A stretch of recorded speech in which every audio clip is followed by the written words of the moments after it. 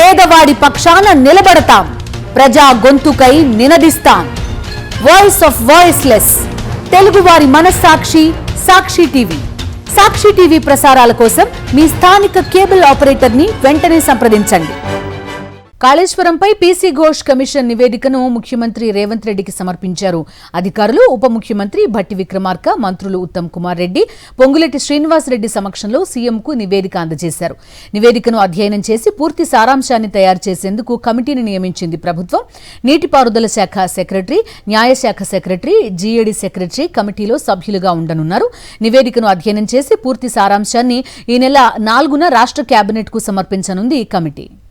పూర్తి డీటెయిల్స్ అందిస్తారు మా కరెస్పాండెంట్ రాకేష్, లైవ్ లో సిద్ధంగా ఉన్నారు. రాకేష్, చెప్పండి, కమిటీ విధి విధానాలు ఏంటి, అంటే రికమెండేషన్స్ కూడా చేస్తుందా, ఏం జరిగింది అనే దాంతో పాటు మీ దగ్గర ఉన్న సమాచారం ఏంటి?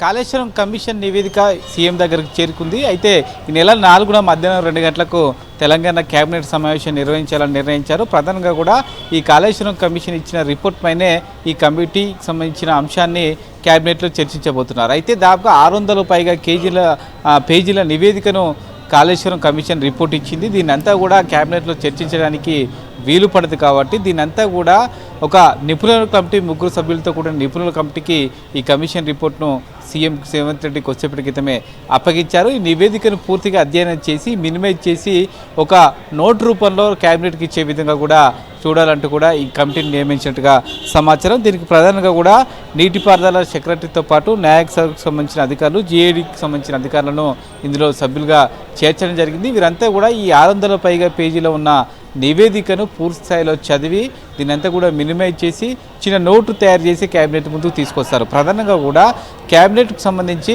ఈ కమిషన్ ఇచ్చిన రిపోర్ట్ ఏంటి, దీనికి సంబంధించి నిజంగానే దీంట్లో అవినీతి జరిగిందా, బ్యారేజీలకు సంబంధించిన నిర్మాణంలో ఎలాంటి జాగ్రత్తలు తీసుకున్నారు, ఇలాంటి అనేక అంశాలపైన కూడా కులంకషమైన రిపోర్టు తయారు చేయబోతున్నారు. ఈ కాళేశ్వరం కమిషన్ నివేదికను ఏమైనా పబ్లిక్ డొమైన్ లో పెట్టే అవకాశం ఉందా, లేదంటే కేవలం సమ్మరీనో లేకపోతే ఇప్పుడు కమిటీ ఇచ్చే రిపోర్ట్ను పెడతారా?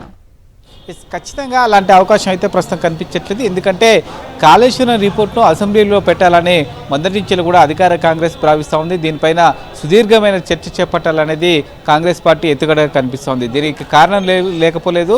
2023 ఎలక్షన్లో భాగంగా కాళేశ్వరంలో భారీ అవినీతి జరిగిందంటూ కూడా అప్పుడు వచ్చి ఎన్నికల ప్రచారంలో వచ్చిన రాహుల్ గాంధీ, ప్రియాంక గాంధీ, రేవంత్ రెడ్డి, ఇక్కడ స్థానిక నేతలందరూ కూడా తీవ్ర స్థాయిలో బీఆర్ఎస్ ప్రభుత్వంపైన విమర్శలు చేశారు.